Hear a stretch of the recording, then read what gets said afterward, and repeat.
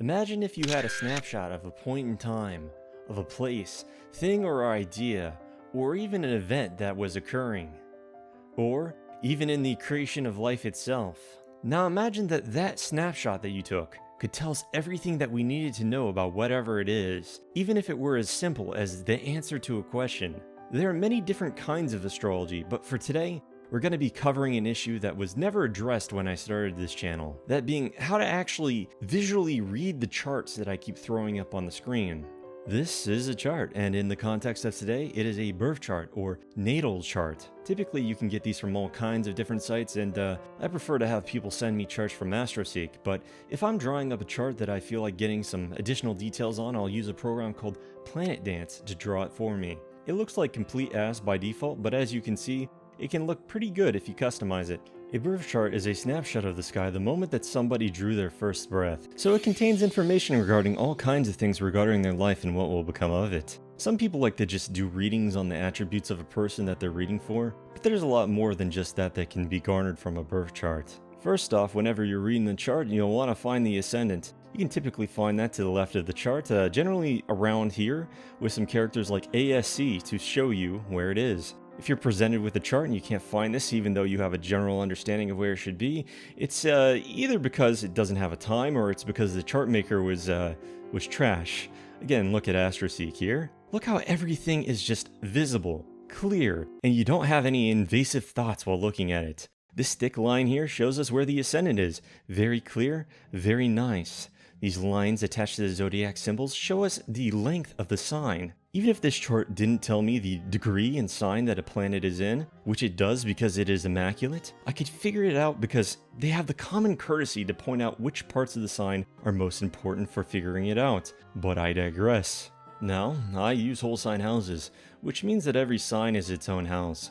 But a lot of people use Placidus or some other form of, house system, and they'll present you with a chart that has these lines that occur pretty much anywhere. In whole sign houses, no matter where in the sign that the ascendant is, the whole entire sign will be the first house. However, in Placidus, anything after it will be the first house up until you run into the next line. I use the system that I do because a lot of older techniques call for it, and if I give you the definition of a combination and a house is mentioned, it is to be assumed that I'm talking about that house as if it were in the whole sign. Furthermore, anything that I say about charts in this video will be with the assumption that you are reading a whole sign chart. These thick lines with letters on or near them are called angles.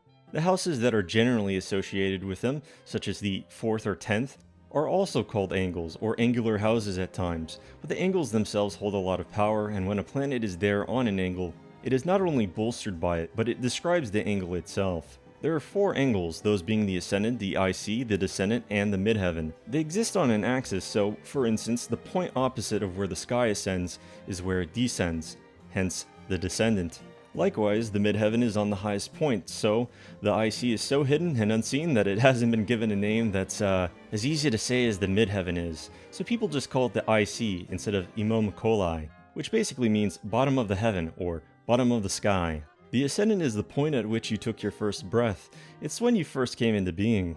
For all intents and purposes, it's you, it's your body, it's your soul. In my opinion, it's inarguably the most important placement in the chart by far, as it defines the locations of everything else. It essentially defines your fate, who you are and where you're headed. If you have a planet conjunct to this point, it means that you take on those attributes. Similar things can be applied to the rest of the angles, which I won't go into here, but it is worth noting that if an angle such as the midheaven or IC are in a non-angular house, it exports those meanings to that place.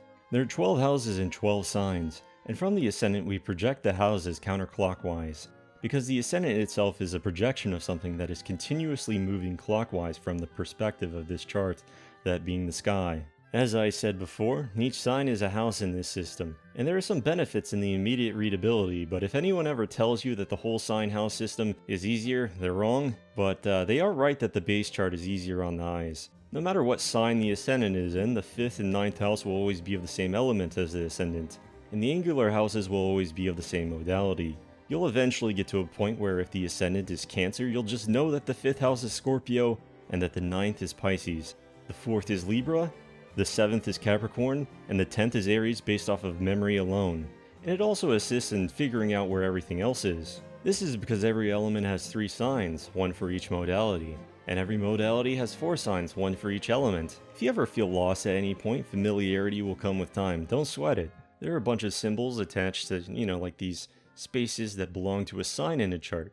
When you're first starting out, it can be hard to tell what's relevant, but the most important symbols are always the Sun, Moon, Mercury, Venus, Mars, Jupiter, and Saturn. The Sun looks like a circle with a dot in it. The Moon, well, it's a crescent moon. Mercury looks like a sign for women with horns on top of it. Venus is a typical female symbol. Mars is the typical male symbol. Jupiter looks like a 4 if it had a cursive form, and Saturn, big boy as it is, can't let anyone surpass it, so it's a cursive 5 with a cross in it. If you're familiar with Japanese, it looks like the hiragana for chi, and sometimes it's drawn kind of similar to the hiragana for re. Now, with a lot of websites, they'll just tell you where everything is, but it's always going to be important that you look to see visually. Chart generators, especially good ones, will mark where in a sign that a planet is. They'll even show you what degree it is on its own, down to these little sub-degrees called minutes. There's 30 degrees in a sign and 60 minutes in a degree. Each sign starts on the 0th degree, which is its first. Likewise, you should see the 29th degree as the final degree in the sign. If you're looking to memorize the symbols of the signs, I recommend using a chart generator that color codes signs. It just makes things, easier to read and differentiate. From there, I recommend memorizing the signs by season and remembering the order that each season takes, that being cardinal, fixed, and mutable. The elements also follow a similar order of fire, earth, wind, and water. It just, makes it easier to realize that by the time spring is over, we wrap back around to Cancer, a cardinal water sign, and after that the elements wrap around to fire, making the next sign a fixed fire sign.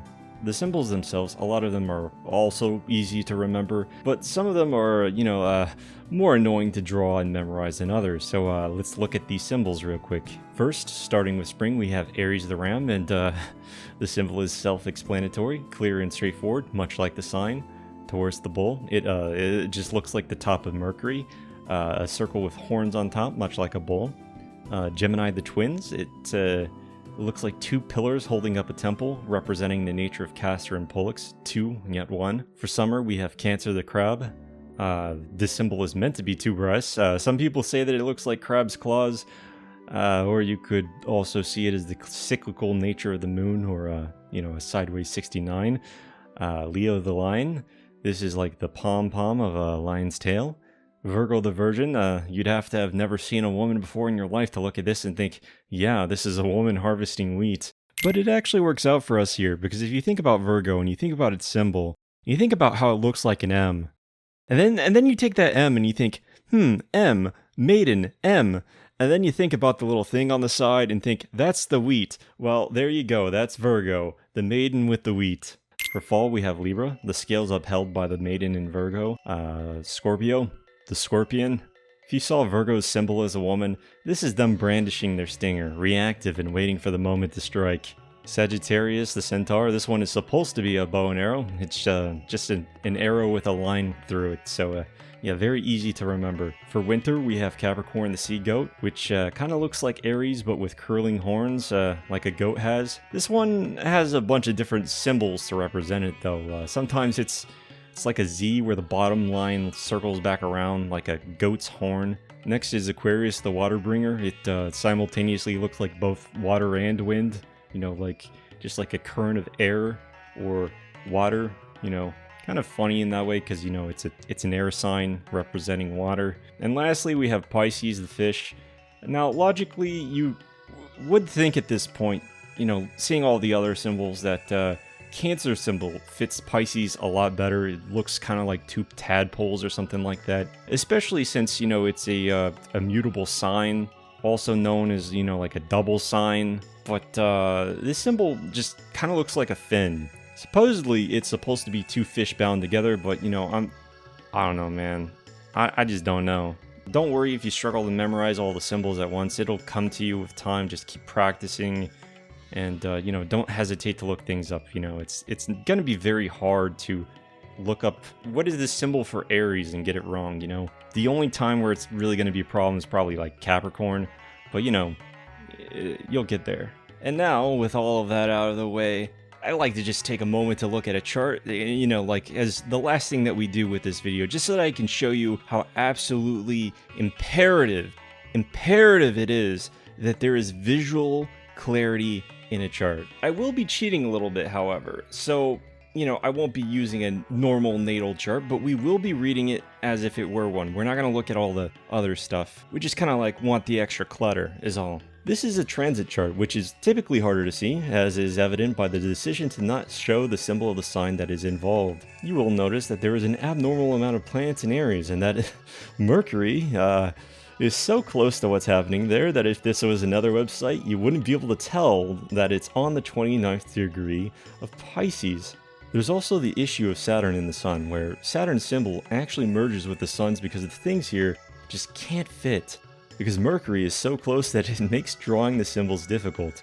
But luckily, we can see the numbers to know that Mercury isn't in Aries, and from there we count the markers in the sign, of which there are 3 early on belonging to Neptune, Mars, and Saturn. There are 2 more placements in Aries, both around the 25th degree. Now, it's harder to see the degree that the Sun is on from the writing, since Saturn is blocking it. This is a video to some fat planet on AstroSeek named Saturn. Now, I'm tired of this fat popping up in all my transit engines when I'm looking for a workout video. I don't give a about the aftermath from any of you Saturn fans that feel sorry for this greasy.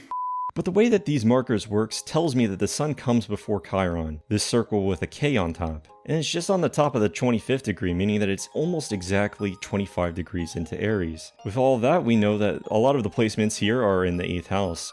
And I didn't have to have it spoon-fed to me in some analytics, but if you're using some kind of site, they'll typically have it off to the right or left or something, and it's easy to just tell where everything is if you hate circles or whatever. I know that part of this video is basically an endorsement for AstroSeek, but I swear I'm not sponsored. I do have quite a few issues with AstroSeek. It's just that, you know, a lot of sites peddle what is essentially asked for chart generators.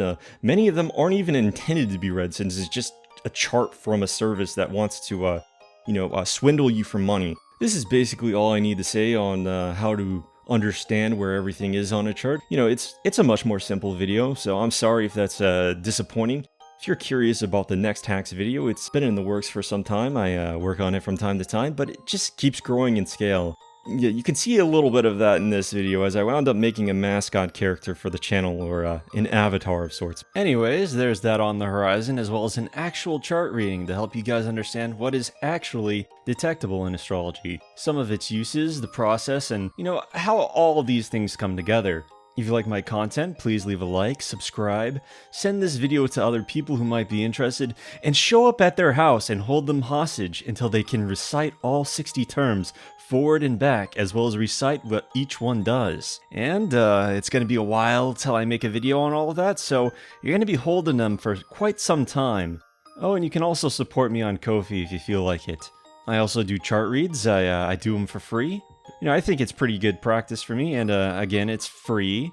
So if you're interested, you can join my Discord server or hit me up on Twitter. Just keep in mind that if I ever get too busy, that I might not respond immediately. I also don't use Twitter too much, and even though I made this offer on Twitter, it seems like I don't really get many I don't really get many takers. People like the post, but they don't really ask for reads. It's kind of weird. I don't know. Anyways, thanks for watching, and have a good one.